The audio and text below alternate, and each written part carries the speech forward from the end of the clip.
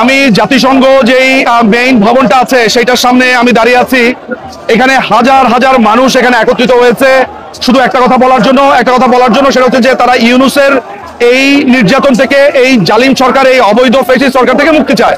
অনেক জল্পনা কল্পনা অপেক্ষার পরে গতকালকে আমরা দেখলাম আমাদের প্রধান উপদেষ্টা প্রফেসর ইউনূস জাতিসংঘে ভাষণ দিলেন। তার ভাষণ গত রাতে বাংলাদেশ সময় 9টার পরে আমরা দেখেছি, রাত 10টার কিছু পর পর্যন্ত তিনি ভাষণ দিয়েছেন।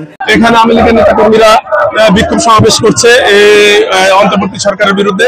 আমরা আরেকটু পিছন থেকে আমি দেখে নিয়ে আসছি যে এখানে মানে কি ধরনের কত পরিমাণ নেতাকর্মী রয়েছে।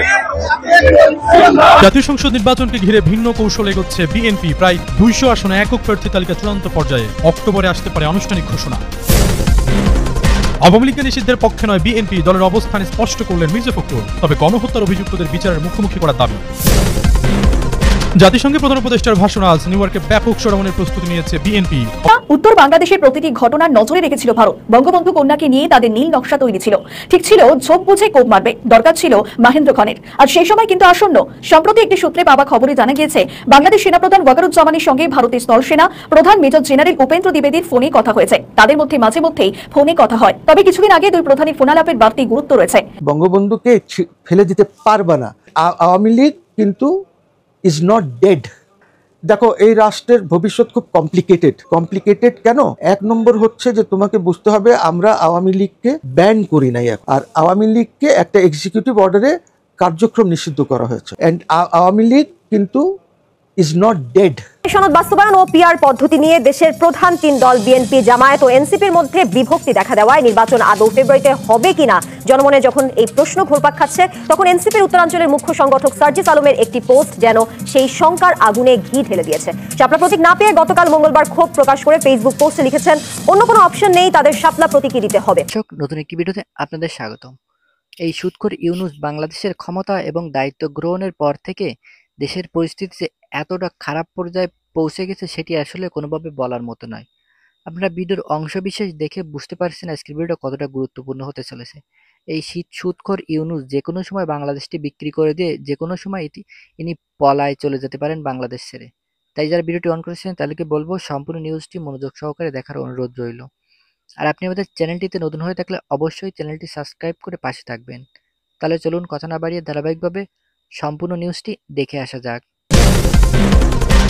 জাতীয় সংসদ নির্বাচনকে ঘিরে ভিন্ন কৌশল এগোচ্ছে বিএনপি। প্রায় 200 আসনে একক প্রার্থী তালিকা চূড়ান্ত পর্যায়ে, অক্টোবরে আসতে পারে আনুষ্ঠানিক ঘোষণা। আওয়ামী লীগের নিষিদ্ধের পক্ষে নয় বিএনপি, দলের অবস্থান স্পষ্ট করলেন মির্জা ফখরুল। তবে গণহত্যার অভিযুক্তদের বিচারের মুখোমুখি করার দাবি। জাতিসংঘের প্রধান উপদেষ্টার ভাষণ আজ নিউ ইয়র্কে ব্যাপক সরামনের প্রস্তুতি নিয়েছে বিএনপি। আওয়ামী লীগকে রুখে দেওয়ার ডাক। বাংলাদেশের রাষ্ট্রীয় ক্ষমতায় জামায়াতকে দেখতে চায় যুক্তরাষ্ট্র, কোনো লুকোচুরি নয়। আগামী নির্বাচনে দলটির পাশে থাকার প্রতিশ্রুতি মার্কিন কূটনীতিকের।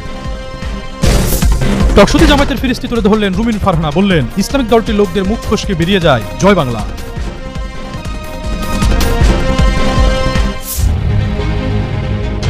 ত্রয়োদশ জাতীয় সংসদ নির্বাচনকে ঘিরে বিএনপি ভিন্ন কৌশলে এগোচ্ছে। তফসিল ঘোষণার আগেই একক প্রার্থী ঠিক করে মাঠে নামার প্রস্তুতি প্রায় শেষ করেছে দলটি। এতে প্রাধান্য পাচ্ছেন ত্যাগী, ক্লিন ইমেজধারী ও তরুণ প্রার্থীরা। পাশাপাশি সাম্প্রতিক সাক্ষাৎকার ইস্যুতে মহাসচিব মির্জা ফখরুলের পাশে দাঁড়িয়েছে স্থায়ী কমিটি। জাতীয় সংসদ নির্বাচনে বিএনপি অন্তত 70% আসনে একক প্রার্থী ঘোষণার প্রস্তুতি শেষ পর্যায়ে নিয়ে এসেছে। অক্টোবরে আনুষ্ঠানিকভাবে প্রার্থী চূড়ান্ত করতে চায় দলটি। মঙ্গলবার রাতে গুলশানে চেয়ারপারসনের কার্যালয়ে জাতীয় স্থায়ী কমিটির বৈঠকে এ নিয়ে আলোচনা হয়। সূত্র জানায় 300 আসনের মধ্যে প্রায় 150 আসনে প্রার্থিতা নিয়ে তেমন জটিলতা নেই। তবে বাকি আসনগুলোতে জরিপ ও সাংগঠনিক টিমের তথ্যের ভিত্তিতে হাইকমান্ড প্রার্থী চূড়ান্ত করবে। এক্ষেত্রে গণতান্ত্রিক আন্দোলনে সক্রিয়, সততার পরীক্ষায় উত্তীর্ণ, এলাকায় জনপ্রিয় ও তরুণ প্রার্থীরা অগ্রাধিকার পাবেন। একই সঙ্গে কিছু আসন মিত্র রাজনৈতিক দলগুলোর জন্য ছাড় দেওয়ার চিন্তাভাবনাও চলছে। স্থায়ী কমিটির বৈঠকে আরও আলোচনা হয় বিএনপি মহাসচিব মির্জা ফখরুল ইসলাম আলমগীরকে ঘিরে সাম্প্রতিক বিতর্ক নিয়ে। ভারতের একটি পত্রিকায় প্রকাশিত সাক্ষাৎকারে তার বক্তব্য বিকৃতভাবে উপস্থাপন করা হয়েছে বলে তিনি জানান। মির্জা ফখরুলের ব্যাখ্যায় স্থায়ী কমিটি সন্তুষ্টি প্রকাশ করে এবং তার পাশে থাকার ঘোষণা দেয়। ইতিমধ্যে মহাসচিব এ বিষয়ে প্রতিবাদ জানিয়েও বিবৃতি দিয়েছেন। আমি জাতিসংঘ যেই মেইন ভবনটা আছে সেটার সামনে আমি দাঁড়িয়ে আছি। এখানে হাজার হাজার মানুষ এখানে একত্রিত হয়েছে শুধু একটা কথা বলার জন্য সেটা হচ্ছে যে তারা ইউনূসের এই নির্যাতন থেকে, এই জালিম সরকার, এই অবৈধ ফ্যাসিস্ট সরকার থেকে মুক্তি চায়। আপনারা জানেন যে আমি বহুদূর থেকে ট্রাভেল করে এসেছি সেই ইন্ডিয়া থেকে। আজকের এই ট্রাভেলের পর আবার কালকে আমি চলে যাবো প্যারিসে, সেখানেও ইউনুসের বিরুদ্ধে প্রতিবাদ হচ্ছে। সারা পৃথিবী জুড়ে এই ইউনুসের বিরুদ্ধে মানুষ বলছে যে ইউনুসের যে এই খুন, এই ধর্ষণ, এই মধ্যযুগের দিকে ক্রমাগত যাত্রা, এই পুরো বাংলাদেশকে একটা ভয়ঙ্কর অবস্থাতে নিয়ে যাওয়া, সেটা থেকে মানুষ মুক্তি চায় এবং বাংলাদেশের মানুষ এই ইউনুস থেকে পরিত্রাণ চায়। সেই কারণে এখানে হাজার হাজার মানুষ এসেছে। নট নেসেসারিলি যে সব মানুষ আওয়ামী লীগ করে, কেউ বঙ্গবন্ধুকে ভালোবেসে এসেছে, কেউ বাংলাদেশকে ভালোবেসে এসেছে, কেউ দলকে ভালোবেসে এসেছে।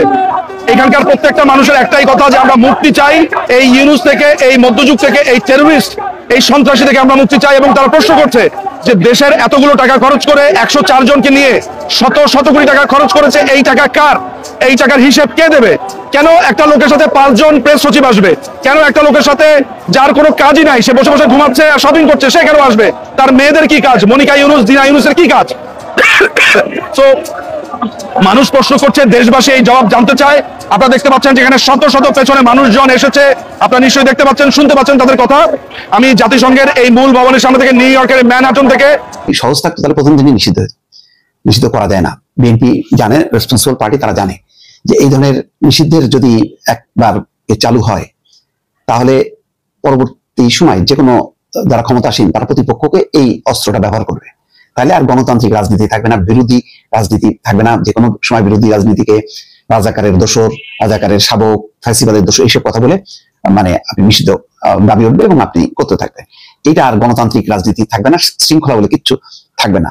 এর চেয়ে প্রবল বিরোধিতার মুখে কখনো কিন্তু এটা কেউ চিন্তা করতে পারেনি। এখন এটা ডাল ভাত হয়েছে, যদিও এটা আওয়ামী লীগে এই পথটা দেখাই দিছে, কারণ তারা প্রবল দাবির মুখেও জামাত শিবির কিন্তু নিষিদ্ধ করেনি, শেষ বেলায় এসে করছে। তো সেই করাটা তো তখন তাদের মরণ যাত্রা যখন খড়কুটো ধরে বাঁচার চেষ্টা করে তারা সেটা করছে, গুলি করে, মেরে, পিটায়, যেভাবে পারো তারা ক্ষমতায় থাকার চেষ্টা করছে, পারেনি। ওই নিষিদ্ধ করছে, সেটাও পরে উল্টো হয়ে গেছে রাজনৈতিক পট পরিবর্তনের পর। এখন আবার সেই এখন 14 দল নিষিদ্ধ করো, জাতীয় পার্টি নিষিদ্ধ করো, আওয়ামী লীগ নিষিদ্ধ করো, সব নির্বাহী আদেশে অত সোজা না। আজকে ওই সুশীলা কার্কি দেখেন, নেপালের যে অন্তর্বর্তী সরকার প্রধান বিচারপতি ছিলেন, বলছেন যে শাসন ব্যবস্থা পরিবর্তনের ক্ষমতা অন্তর্বর্তী সরকারের, নির্বাচিত সরকার পারে। তো এখন ওই যে আইনের বরখেলাপ কোনটা, আপনি বলছেন যে ঝটিকা মিছিলে যারা, তাদেরকে ধরলেই 14 দিনের মধ্যে চার্জশিট। এটা তো নিয়মিত আইন হলো না, তাহলে এখানেও আবার আইনের বরখেলাপ হবে। সব মিলায় একটা কঠিন পরিস্থিতি। আওয়ামী লীগ, জাতীয় পার্টি, 14 দল নিষিদ্ধ হবে কি হবে না, খুবই স্পর্শকাতর, খুবই আইনি বিষয়, খুবই একটা গণতান্ত্রিক সাংবিধানিক প্রশ্ন। এই প্রশ্নগুলো ওই রাস্তায় নেমে দাবি করে আর তার চাপের মুখে অন্তর্বর্তী সরকার নিষিদ্ধ করে দেবে এর সুবিধার জন্য, এটা কিন্তু হবে না, হওয়া উচিত না। যদি হয় তাহলে আর যাই হোক না কেন, নির্বাচনটাও দেখবেন যে শেষ পর্যন্ত ঠিক মতন হবে না, একটা পুরো একটা অরাজক অবস্থা তৈরি হবে। এই সুযোগ কারা দেবে? এটা বোঝার চেষ্টা করেন। আপনার এই ধরনের প্রবল প্রতিপক্ষ নিয়ে কিন্তু আপনাকে চলতে হয়। গণ অভ্যুত্থানের মধ্য দিয়ে যে দল উল্টায় যায়, সেই দল নির্বাচনে অংশ নিতে পারে না। তাহলে ওই যে নির্বাচনের তারিখ ঘোষণা করছে 5ই মার্চ, নেপালে যারা ক্ষমতাচ্যুত হলো, নেপালি কংগ্রেস সহ অন্যান্য 8-10টা রাজনৈতিক দল, তারা কি অংশ নিতে পারবে না? কারা অংশ নেবে? তাহলে ছাত্ররা নতুন রাজনৈতিক দল গঠন করবে, তারা তো বলছে যে না, আমরা তো রাজনীতি করবো না, আমাদের কাছে পড়াশোনা করা। তাহলে এটাই হলো চাপ, যে আপনি অন্যায় করছেন, উল্টায় গেছে ক্ষমতা, সুতরাং সোজা হন। এই সামাজিক চাপ মানে অন্য পক্ষ করে ভ্যানিশ করা না, তাদেরকে আবার কারেকশন করতে হবে। এখন আওয়ামী লীগ কি করতে পারে? আওয়ামী লীগ করতে পারে প্রবল চাপের মুখে আওয়ামী লীগ নিজেরা সংশোধন নিতে পারে, তাদের নেতৃত্ব বদল করতে পারে। কিন্তু আওয়ামী লীগের সমর্থক, আওয়ামী লীগের রাজনীতি দর্শন যারা বিশ্বাস করে, তারা কি মানে নৌকায় ভোট না দিয়ে অন্য দলকে, অন্য প্রতীকে ভোট দেবে না? তাহলে তাদেরও সাংবিধানিক অধিকার রক্ষা করার রাষ্ট্রের দায়িত্ব, সেটা কিভাবে হবে? আওয়ামী লীগকে একটা এক্সিকিউটিভ অর্ডারে কার্যক্রম নিষিদ্ধ করা হয়েছে। অ্যান্ড আওয়ামী লীগ কিন্তু ইজ নট ডেড। আমি আওয়ামী লীগ করি নাই, আওয়ামী লীগ করি না। আমি আওয়ামী লীগের বিরুদ্ধে তো তোমরা জানো যে কত কিছু করেছে এই movement, but it is not dead.